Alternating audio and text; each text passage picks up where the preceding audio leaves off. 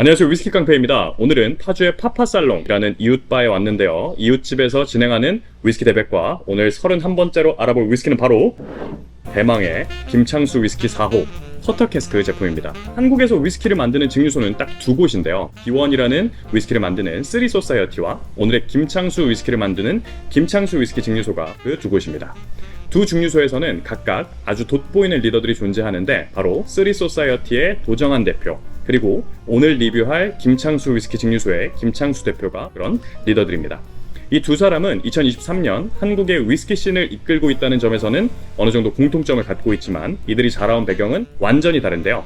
쓰리 소사이어티의 도정한 대표는 일찍이 미국으로 넘어간 한국계 미국인으로 최연소 마이크로소프트 임원의 핸델몰트라는 수제 맥주 브랜드를 만들어서 오비 맥주의 본사에 매각한 엘리트 중에 엘리트라고 볼 수 있고요. 반면 김창수 위스키, 오늘 리뷰하는 김창수 위스키 증류소의 김창수 대표의 이력은 이런 화려함보다는 꾸준함으로 가득한데요. 술에 대한 관심 하나로 바텐더, 주류 수입사 영업직, 면세점 위스키 판매직, 위스키바 창업 등을 거치면서 지금까지 성장해온 생계형, 성장형 위스키 매니아라고 볼 수가 있겠습니다.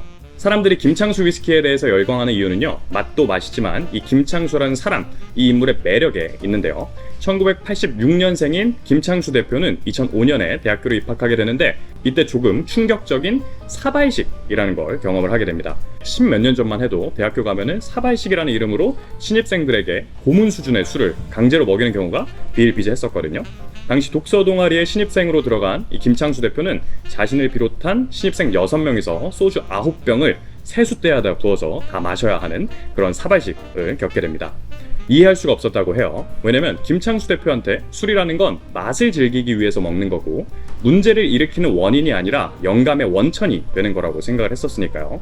이런 사발식뿐만 아니라 잘못된 술 문화로 인해서 벌어지는 일들을 직접 보고 겪은 김창수 대표는 조금씩 문제의식을 갖게 됐고요.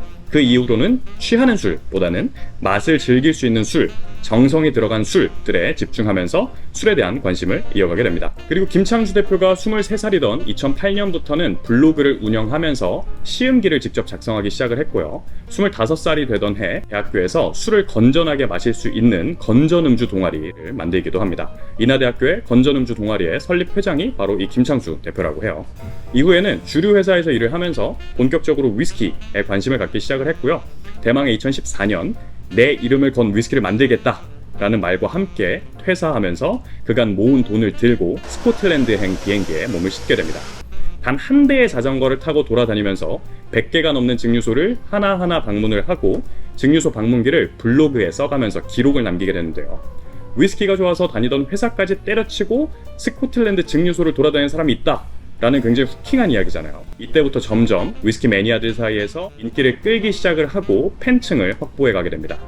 투어를 마치고 한국에 돌아와서는 소량의 위스키를 직접 만들기도 하면서 공부를 하다가 2015년 스코틀랜드 주점에서 우연히 만났던 일본인 치치부 위스키 증류소의 직원을 통해서 2주 동안 증류소 연수를 할 수 있는 기회를 얻게 되는데요. 과거 김창수 대표가 1년 정도 일본으로 워킹 홀리데이를 다녀온 경험도 있었고 스코틀랜드 전역에 증류소를 돌아보며 얻게 된 통찰도 있었을 거고요. 거기에 위스키를 직접 만들면서 생긴 호기심 같은 것들을 갖고 직원들이랑 굉장히 깊이 있는 교류를 했었다고 해요. 그리고 한국에 돌아오긴 했는데 사실 증류소를 차리는 게 쉬운 일이 아니잖아요. 어마어마한 비용의 투자가 필요하니까요. 그래서 김창수 대표는 차선책으로 여의도에 위스키 바를 오픈을 하게 되고요. 그 바를 운영하면서 만나게 된 사람들의 도움을 받아서 2020년 6월 김포에 김창수 위스키 증류소를 설립을 하게 됩니다. 이미 상당히 많은 팬들이 있었기 때문에 엄청난 기대를 한몸에 받았었고요. 그로부터 2년이 지난 2022년 4월 1호 김창수 위스키가 출시가 되게 되죠. 맛에 대한 평은 조금 갈렸었는데요. 충분히 맛있다는 평이 있었고 반대로 저숙성 위스키의 스파이시함이 너무 강하게 튄다 라는 평도 존재를 했었지만 시장의 반응 자체는 워낙 폭발적이었어요. 이후로는 5개월 간격으로 새로운 위스키를 출시하면서 다양한 맛을 선보이고 있고요. 올해 2월에 나온 3호 김창수 위스키 프라이빗 캐스크 같은 경우는 위스키펀이라는 굉장히 전문성 있는 위스키 평가 사이트에서 이달의 위스키에 선정이 되면서 그 전문성을 입증을 받기도 했습니다.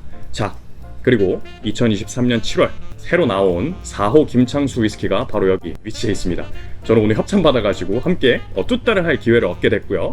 요거 바로 마셔보기 전에 스펙부터 한번 살펴볼게요. 도수는 53.2도, 물을 섞지 않은 CS 제품으로 출시가 됐고요. 숙성은 쿼터 유러피안 올로로소 쉐리 앤 PX 쉐리 캐스크. 풀어서 설명하자면 유럽산 참나무로 만든 쿼터 사이즈 통, 좀 작은 통에 올로로소 쉐리라는 품종의 쉐리 와인을 담았던 그 통과 PX, 페드로 히메네즈라는 품종의 쉐리 와인을 담았던 통, 두 종류의 통을 사용해서 숙성을 진행했고요. 모두 숙성에 처음으로 사용하는 퍼스트 필, 처음으로 채운 캐스크라서 맛이 조금 더 강하게 묻어나지 않을까 하는 생각이 듭니다.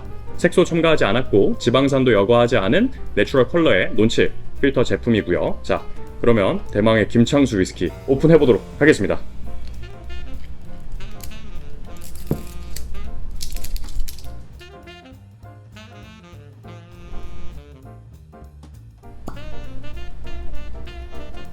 야.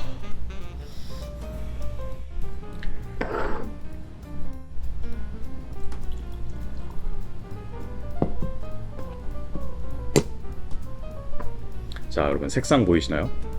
색상이 굉장히 진하죠. 향부터 한번 맡아보겠습니다. 약간 햇냄새 나는 것 같고 고소한 보리, 꿀, 우리가 많이 먹는 쉐리의 달짝지근한 베리류? 이런 느낌이 나진 않는 것 같아요. 견과류 느낌도 그렇게 강하게 나진 않고 한번 바로 맡아볼게요. 입에 들어올 때는 도수가 되게 높은데 부드럽게 들어오고 훈연향이랑 달짝지근한 느낌? 끝에 강렬함이 쭉 남게 되고 피니쉬 굉장히 기네요. 저수산 먹어보면은 약간의 좀 매콤함? 이런 것들이 많이 느껴진다라는 느낌을 받게 되는데 얘는 그런 것들을 잘 풀어낸 것 같아요. 되게 그 스파이스랑 스모키랑 그 중간 지점을 왔다 갔다를 잘 하면서 피니쉬까지 길게 잘 뺀 맛도 되게 진하고요. 사람 어떠세요? 이렇게 또 막상 영상 찍고 있으니까 말하기 좀 어렵죠. 쭈따에서 그런지 모르겠는데 보모 15년 다키스트 약간 그런 느낌도 좀 느껴졌던 것 같고 그러니까 되게 쉐리피트 같지 않나? 라는 생각 계속 들거든요. 저는 아시는데요. 이 친구 한 줄 요약하자면 사장님 어떻게 요약하실 수 있을 것 같으세요? 김창수 위스키는 지속적으로 진행하고 있다. 계속 ING고 네. 내년에 나올 오피셜이 굉장히 기대된다.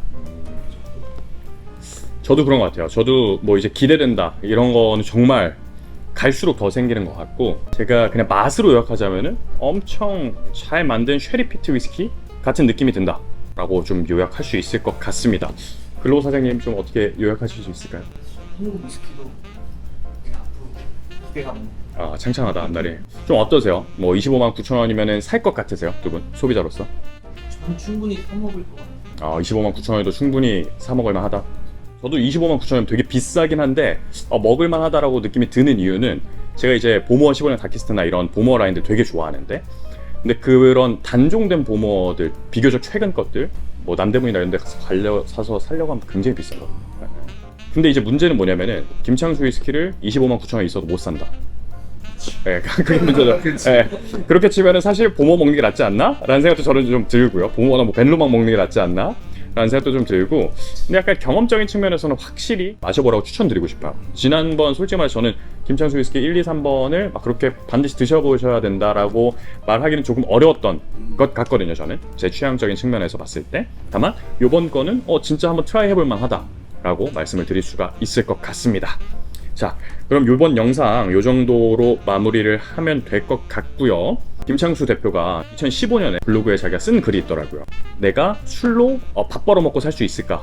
요즘 들어 점점 많이 생기는 고민이다 라고 이제 썼었는데 그랬던 그가 8년이 지난 지금 2023년 500억 이상의 기업 가치를 평가받는 김창수 위스키 증류소를 이끌고 있습니다. 잦은 불안이랑 막막함을 딛고 자기만의 철학을 세상에 전파하고 있는 이 김창수 대표의 이야기가 여러분들의 삶에도 한 줌의 위로가 되기를 바라면서 오늘 영상 마무리하도록 하겠습니다. 시청해주셔서 감사합니다.